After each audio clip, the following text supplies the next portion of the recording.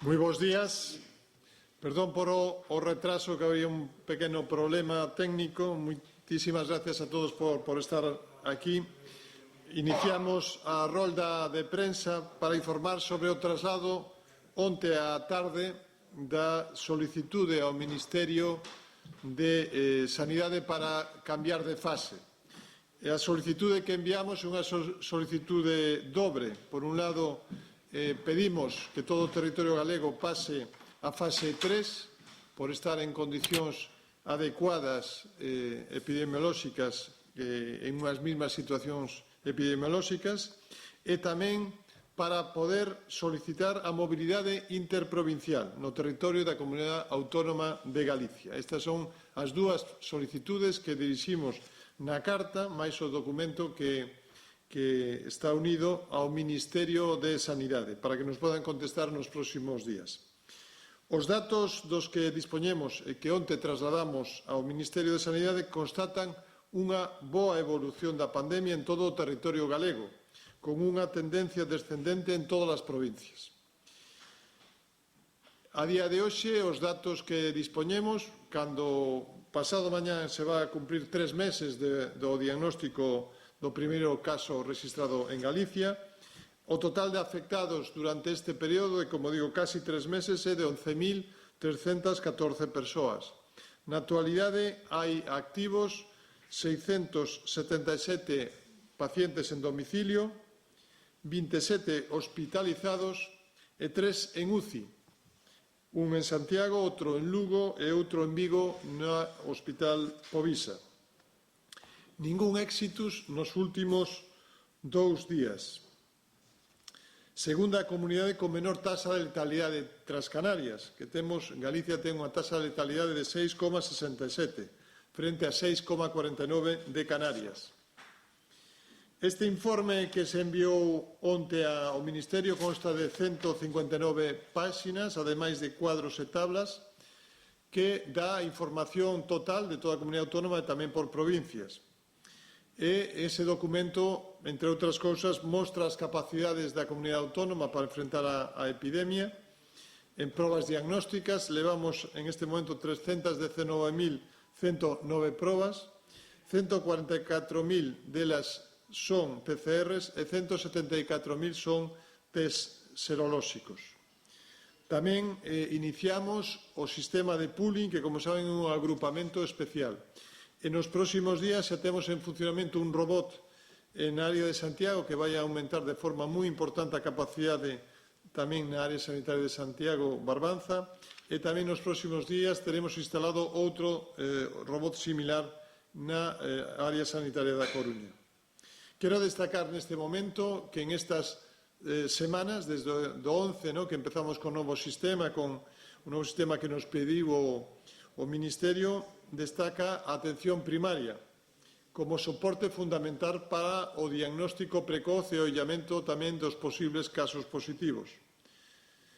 Se solicitaron desde a atención primaria, desde esa data, 8.761 PCRs. Como saben, teñen a capacidade desde a atención primaria de, ante síntomas xenéricos ou incluso en algún caso sin síntomas, poder solicitar a PCR, que se realizou nas servicios de microbioloxía en menos de 24 horas, que é outra das peticións que nos fai o Ministerio.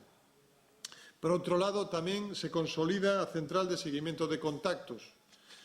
Desde ese día 11 que empezou a funcionar, pois levan 489 casos contactados confirmados, 1.170 contactos identificados, 411 número de contactos que desarrollaron síntomas, 5.226 chamadas totais a contactos en seguimento e unha media de contactos por caso de 3,5. Atención hospitalaria, tamén no documento se confirman todas as posibilidades de recursos preparados para a atención a pacientes en caso de unha nova epidemia, tanto en camas, en UCIs, como decíamos, e iniciamos tamén un novo programa, un programa importante, porque non só estamos facendo o diagnóstico precoz, en primaria e tamén en servicios hospitalarios, sino tamén programas de cribado en colectivos que entran dentro das poboacións de risco. Temos xa a punto de firmar un convenio con o ISM para facelo a mariñeiros que vayan a estar máis de 10 días no mar, mareas de longa duración, e tamén iniciaremos próximamente a detección este cribado en Policía Nacional e Garda Civil. E tamén, seguramente, se chegamos a firmar o convenio, que entendemos que sí, ca Federación Galega de Municipios, tamén podelo facer para a Policía Local. Os datos epidemiolóxicos, como dixen ao principio, siguen mellorando. A incidencia acumulada aos 14 días era fai 15 días de 7,30 e ahora mismo está en 2,89. A taxa por 100.000 habitantes claramente en descenso nos últimos 3, nos últimos 7, nos últimos 14 días, en todas elas. Incrementamos tamén a capacidade de detección. Nos últimos 16 días, os test positivos están en torno a 1%, cando se considera que a taxa umbral de calidade é o 3%. Pois, como digo, estamos prácticamente no 1%. E sin casos en concellos para transmisión comunitaria, nos últimos 3 días estamos en 306 concellos, nos últimos 7 días en 277 concellos, nos últimos 14 días en 273 concellos e nos últimos 28 días, que son 2 períodos de incubación, en 229 concellos. Por lo tanto, como ven, tamén un descenso claro de incidencia a nivel de concellos e comarcas. Queremos agradecer aos galegos a responsabilidade que están demostrando en este período, tratando de seguir as recomendacións que a Autoridade Sanitaria estamos dando da distancia física de 2 metros, a higiene de mans, a higiene respiratoria e o uso de máscara cando non se poda, digamos, que guardar esa distancia de seguridade. Ese sentidiño que pedimos na campaña, que, por certo, moitos colexios profesionais están tamén sumándose á mesma, quero citar e agradecer esa implicación, porque todos os colexios profesionais en este momento están aprobando e estando con nós na campaña, porque é unha campaña que dá unha información adicional e que debemos continuar durante meses á espera de tratamentos ou de vacinación que aparezca esta enfermedad. Por iso é moi importante seguir dicindo que os datos son bons, que nos van a permitir pasar a unha fase terceira, que sería a fase última deste período, pero necesitamos manter todas esas recomendacións e que sigamos realizando por parte da poboación ese sentido de responsabilidade en todos os ámbitos de espacios, tanto a nivel de interior como nos espacios públicos abertos. En este momento, lóxicamente, por a mellora do tempo, as praias que poden ser un lugar adecuado para o disfrute, pero tamén poden ser un sitio problemático se a poboación non sigue estas recomendacións. Por iso, agradezco aos medios de comunicación esa implicación que están facendo tamén para que continuemos facendo as actividades que temos que facer entre todos. A parte de diagnóstico precoz, con aillamento, as unidades, como decía, atención primaria, o centro de seguimento de contactos e tamén os servicios de medicina preventiva e as xefaturas territoriais con os equipos de saúde pública, facendo ese seguimento e estando preparado por si houbera necesidade de utilizar os recursos sanitarios, que polo momento, como digo, estamos en unha magnífica situación. Vou a darlle a palabra ahora ao director de Asistencia Sanitaria, o Dr. Jorge Aboal, para que faga un resumen tamén dos recursos empregados neste momento. Muchas gracias, conselleiro. Andando un pouco en las palabras que acaba de comentar el conselleiro de Sanidad, comentar que la red de atención primaria de vigilancia está funcionando y está haciendo el trabajo que de ella se espera, En esta semana, por decir algún dato, se identificaron 2.040 pacientes con una sintomatología sospechosa de COVID, a los cuales desde atención primaria se les indicó la PCR, que como bien sabemos nuestro objetivo es realizarla en menos de 24 horas, y de esos 2.040 pacientes sospechosos resultaron ser positivos para el COVID 8 ciudadanos. Cabe destacar también que en este momento la central de seguimiento de contactos tiene un contacto activo con 176 personas con las cuales comunica todos los días y se interesa por su estado de salud para identificar si en algún momento, como son personas que han tenido contacto estrecho con un paciente diagnosticado de COVID, pues si han tenido algún tipo de sintomatología para activar rápidamente el sistema de vigilancia y de alarmas para realizarle esta PCR también en menos de 24 horas. Por lo tanto, el sistema podemos decir que desde que comenzó está funcionando a pleno rendimiento, con total normalidad, siguiendo los protocolos establecidos para la identificación precoz de casos sospechosos. Por otra parte, también comentar lo que también ha comentado el consejero, que es que nuestra capacidad de PCR se ha visto aumentada en estas últimas semanas, en estos últimos días, por el avance en la técnica pooling, de recogida de muestras y de su análisis, y el robot que ahora se está instalando en Santiago y el próximo que se instalará en el área sanitaria de La Coruña tienen una capacidad cada uno de procesar hasta 2.400 PCRs al día. Por lo tanto, vamos a aumentar de forma muy significativa nuestra capacidad diagnóstica.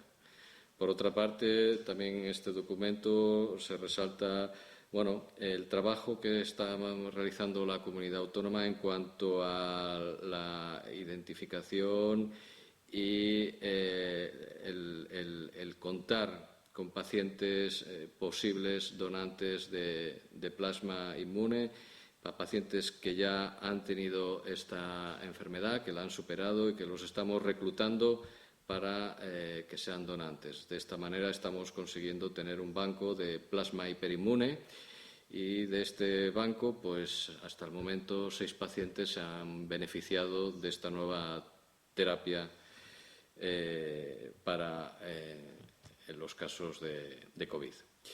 Y, por último, comentar que estamos reactivando toda la actividad asistencial programada, tanto en los centros de atención primaria como en los centros hospitalarios. Estamos recuperando la capacidad quirúrgica habitual y siempre manteniendo, como hemos dicho desde el primer momento, los circuitos específicos de pacientes con sospecha de COVID, tanto en los hospitales como en la atención primaria, para garantizar la calidad asistencial tanto de los pacientes sospechosos, porque tienen un circuito independiente, del resto de los pacientes sin sintomatología COVID. De tal manera que, con todas las recomendaciones y precauciones, estamos volviendo a reactivar toda la capacidad y la actividad asistencial del Servicio Gallego de Salud.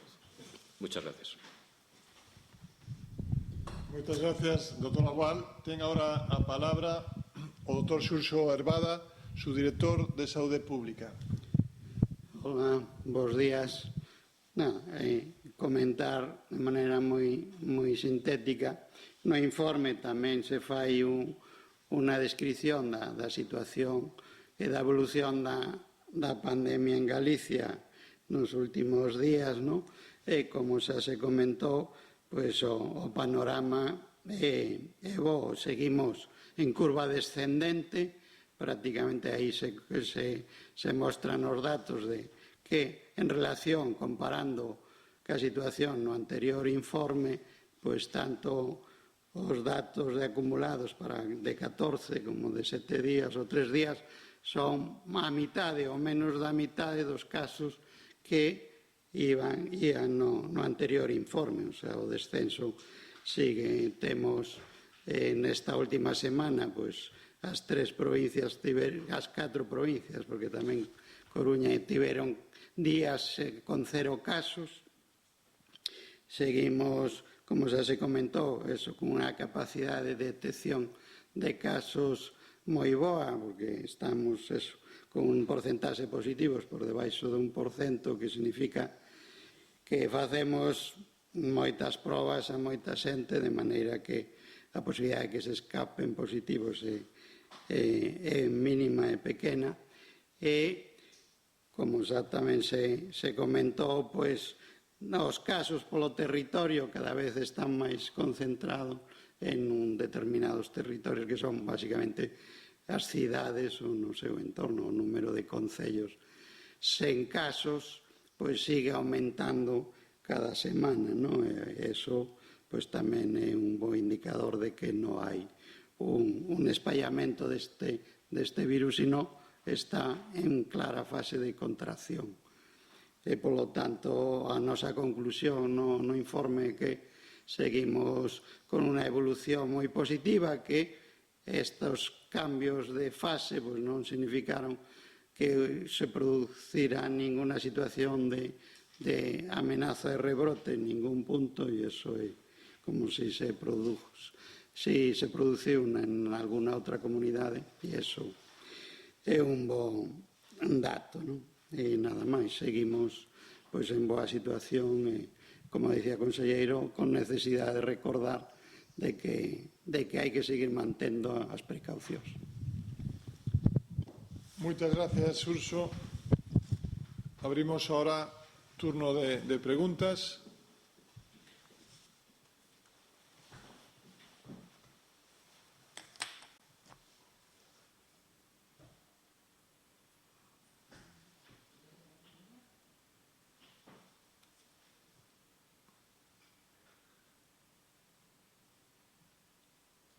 Tienes que... No hay que abrir ahí.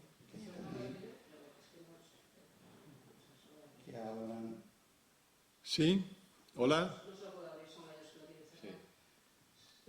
¿Quién es? ¿Salomé? No, lo tiene ahí cerrado, sí. Sí, tendes que abrir o micro. Ahora se escoita. Hola. Ahora sí. Escoitaseme? Sí, perfecto. Vale, nada, teño un par de cuestións. Falaba de que, bueno, no informe solicitan a mobilidade interna entre as 4 provincias. Bueno, Pedro Sánchez anunciaba a semana pasada de que unha vez que as comunidades estean en fase 3 poden empezar a gobernar a súa propia desescalada, e outro, o ministro de Transportes anunciaba que habería posibilidade de mobilidade entre comunidades que estean na mesma fase, en fase 3.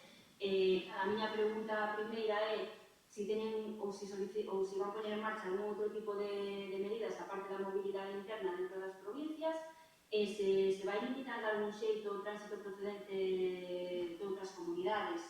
E despois quería preguntar tamén, despois da petición da Asociación Galega de Medicina Familiar de ser o estudo epidemiolóxico que se está facendo na comunidade, se van a atender esta petición ou se van continuar co estudo. Moitas grazas. Moitas grazas. Pois, en principio, nós o que temos, por iso facemos esta petición, levamos varias semanas en varios cambios de fase pedindo a mobilidade interprovincial por escrito, de palabra, nos consellos interterritoriales.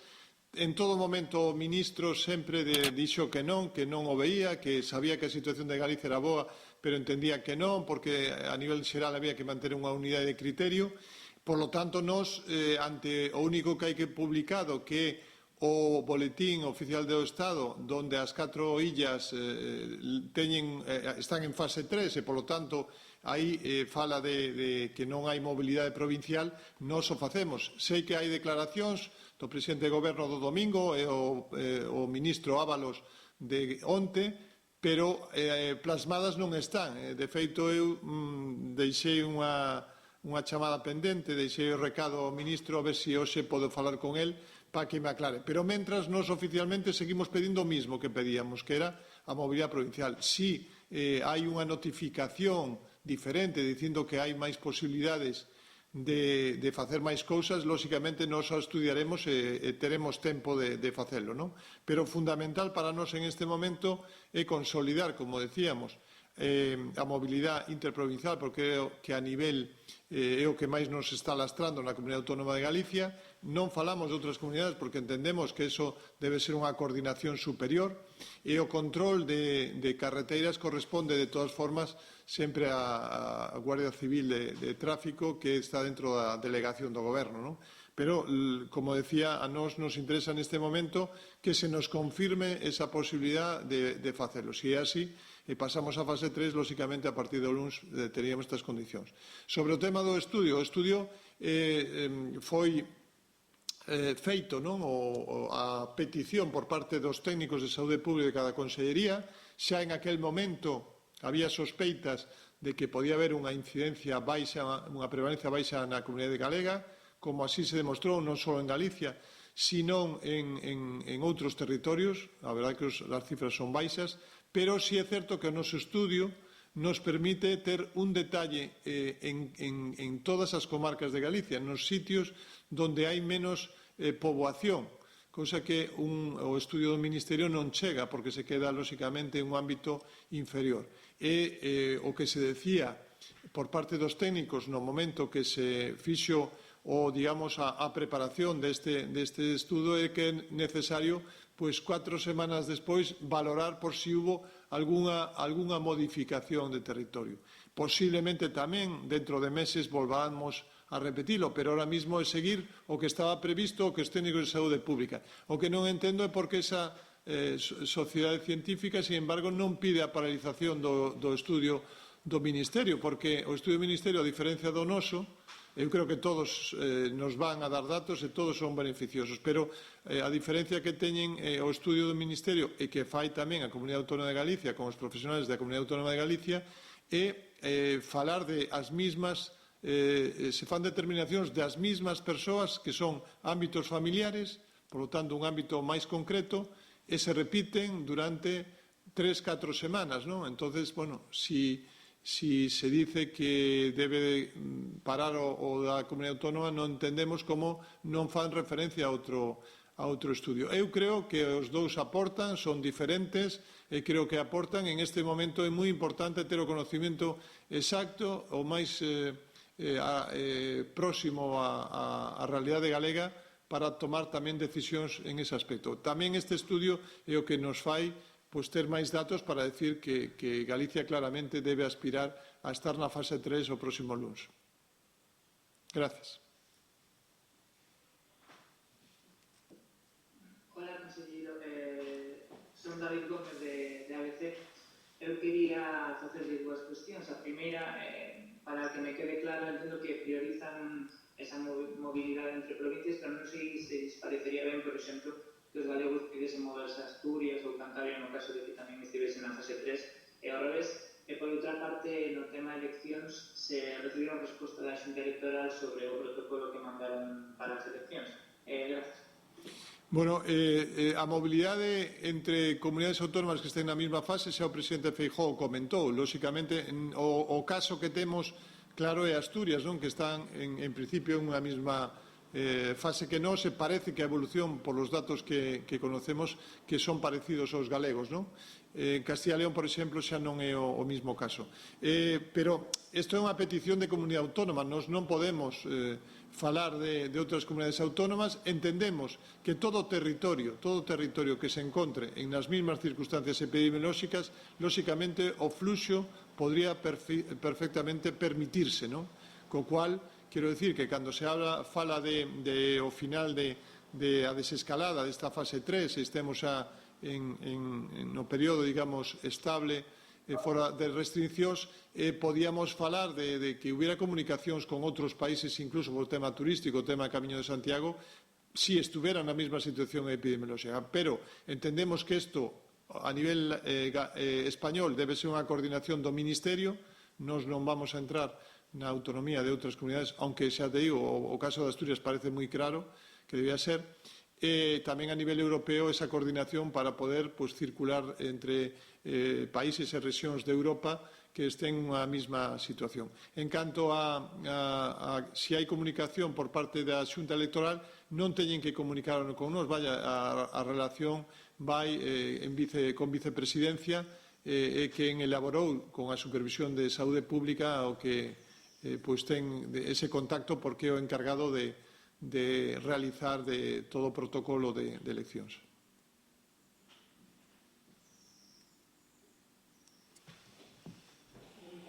Sí, eu son Mauro de Europa Press. Escoiteseme, non? Sí, perfectamente. Moi ben. Quería facer dúas preguntas. Unha relacionada coa segunda hora do estudo epidemiolóxico, que cando se ten pensado empezar cos test e co muestreo, e cando se coñecen os resultados, de saber algún axuste ou cambio coa metodoloxía anterior. En segundo lugar, en relación a que o presidente da Xunta dixo que o Sergas tiña o seu propio protocolo frente a rebrotes, ademais de pedir ao goberno un único para todo o Estado, quería saber en que punto se atopa este protocolo do Sergas, se xa está implementado, se se pode contar algún detalle. Vaya. Gracias. Muchas gracias. Sí, hola, buenos días. Con respecto a la primera pregunta que formulabas, el estudio ya de partida contaba con 2 sondas, con 2 fases. Hemos hecho la primera fase, luego ahora vamos a hacer la segunda fase. Se entiende que es el mismo estudio. No vamos a hacer un estudio diferente. Entra a formar parte de la misma propuesta con esta metodología desde el inicio. Los test y el protocolo y los listados para ir llamando a la gente se enviarán entre mañana y pasado a los centros de salud para que vayan contactando con las personas e invitándoles, como hicimos la otra vez, a participar en este estudio de forma voluntaria y está preparado para que el próximo lunes ya las personas citadas comiencen a acudir a los centros de salud. Insisto, es de forma voluntaria y no es que sea un estudio diferente, sino es el mismo estudio, la segunda parte del estudio, lo que vamos a realizar. A partir de mañana entregamos el material y los listados a los centros de salud y el día 8 las personas que ya estén citadas pues acudirán a sus centros de salud. Y finalizará en torno a 10 días, como hicimos antes. Como hicimos la otra vez, que fueron en principio en 7 días estaba planificado y luego dimos 3 días más para completar los listados de aquellas personas que no fueron o que no quisieron participar o que no pudieron participar. Para completar la muestra, pues siempre damos 3 o 4 días más. Entonces yo calculo que alrededor del día entre el 18 y el 20 tendremos ya el estudio concluido y los resultados como hicimos en la primera parte del estudio y ya tendremos el estudio completo, final. Mauro, ahora te contesta o doutor Herbada. Moi boa, sí.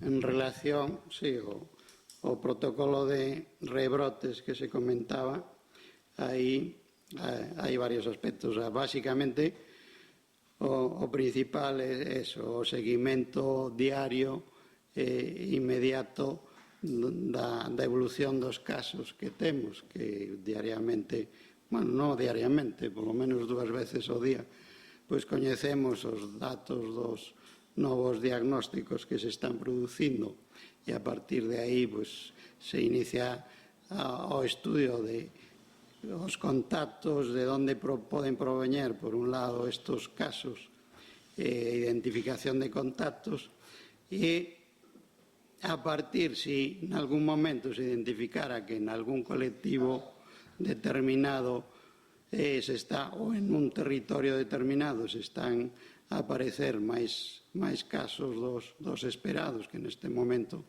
pois sería que aparezcan 3 ou 4 casos relacionados entre sí, pues se desenvolvería un estudio epidemiolóxico intenso nese entorno para identificar pues, esas cadeas de transmisión e tamén para estudiar na poboación dese entorno pues, a situación respecto á infección que teñen, non? Mediante test, inda que estiveran asintomáticos. E con eso nos pensamos que poderemos controlar os pequenos brotes que se poidan a producir, que máis que brotes diríamos agrupacións de casos, porque sempre van a ser poucos. E ademais neste momento Por outro lado, todo os ergas, os médicos de primaria, basicamente, pois, van a ter coñecemento na historia clínica, tanto dos casos que teñen no seu cupo como dos contactos, dos casos que son contactos, o sea, dos pacientes que son contactos de outros posibles casos, o que tamén facilita unha actitud de vigilancia sobre eles para identificar rapidamente. Entón, o que nos preocupa pois é eso, a aparición de casos en colectivos con capacidade de amplificación, que decimos, como son colectivos xa coñecidos como residencias, pero outros como certos centros de traballo ou centros de ocio que poideran amplificar, como xa sabemos, e aí sobre esos é sobre os que temos unha actitud de vigilancia diaria moi estricta. Nada máis. Gracias. Pregunto por la cadena SER y relacionado con eso. Preguntas si se ha producido algún rebrote y cuál es la zona de Galicia con más casos a día de hoy. Sí, rebrote, no, xa comentaba antes, rebrote non houbo. Hubo algún día en que hubo máis casos en Ourense que en outras provincias. Neste momento é Coruña que ten a taxa un pouco máis elevada, pero estamos falando de tasas acumuladas de menos de 1 por 3 días, cando digamos, o umbral un pouco de alerta sería de 6, no? Co cual, para 3 días, co cual pois estamos unhas tasas baixiñas. Neste momento, como digo, é eso, Coruña, pero con unhas tasas moi parecidas ás de Ourense ou de Lugo, porque, claro, a poboación é moito maior. Afortunadamente, non hai rebrotes. Gracias.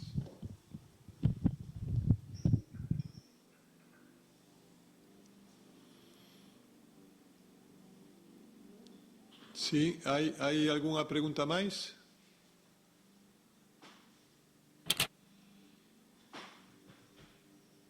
Parece que non. Nada, pois moitísimas gracias. Se quixeran calquera aclaración a través de noso servicio de prensa con Monse Castro á cabeza, pois estamos para o que necesitedes. Moitísimas gracias a todos. Gracias.